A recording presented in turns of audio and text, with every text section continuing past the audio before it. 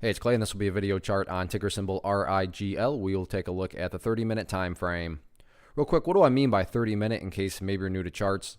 Instead of each one of these candlesticks here representing 1 day's worth of price action, which is what you would normally see, each one represents 30 minutes. So while this here may look like several days worth of time, it's actually just today's price action broken down into 30-minute time slices.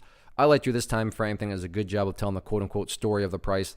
And in this situation, makes mapping out a very logical question quite straightforward. And that question revolves around the fact that the price did ultimately have a pretty solid day. I get it, the price pulled back quite a bit. But when you look at where it closed compared to where it was just yesterday down at the lows, the price did still make progress. Again, yeah, it could have been better, but point is the bulls showed some signs of strength, which leads to the valid question of, but is there any sort of true power behind this price movement? Is there any sort of genuine strength, or is this just some sort of knee-jerk reaction, dead cat bounce type move? I have no idea, but like I said, by using charts, we can make answering that question very straightforward.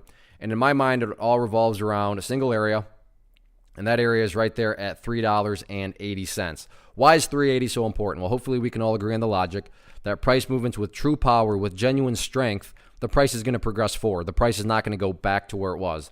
I'm assuming you're saying, hey, thanks, Captain Obvious. Of course, if a price movement is truly powerful, it's not going to go back to where it was. That would be a contradiction. Exactly. So with that in mind, think about 380. Any sort of closes below there, or worse yet, if the price separates to the downside, what would that be doing to the price? That would literally be putting the price right back inside of that range that it just broke out from. Again, going back, not a sign of true strength. Whereas let's say the price pulls back, behaves in that manner, and then starts to work its way back upwards. What would you have in this situation? Well, you'd have a set of lows right here. You'd have this set of lows down there. If you picture each one of those as stair steps, well, hey, now you have stair steps progressing in the upwards direction. And again, that's the name of the game. That's what a truly strong move is going to do over time. It's going to make progress forward. And in this situation, I'm defining and quantifying that phrase, make progress, as $3.80. What about levels of resistance? If this is going to get continuation overall to the upside, where are some of these key battlegrounds at? As it stands right now, the main area of where sellers seem to be hanging out is right up there at about $4.20. If you go back through the history of the chart, you can see right here the price was rejected essentially at $4.20. You fast forward to today, and that's where there's quite a bit of price congestion right around that area. So public enemy number one, definitely $4.20. But as far as I'm concerned, top priority right now by far is making sure that this pullback doesn't spin out of control. And my definition of spinning out of control would be not only breaking below 380, but then continuing to separate to the downside for the reasons we just discussed. So we'll see what happens with it, and we'll see if this is just a healthy pullback or if there's more bearishness to it.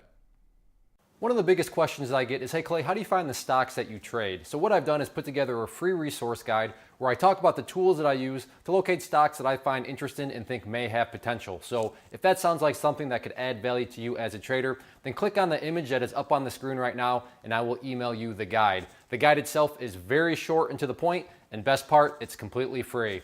Thanks for watching the video. Let me know if you have any questions.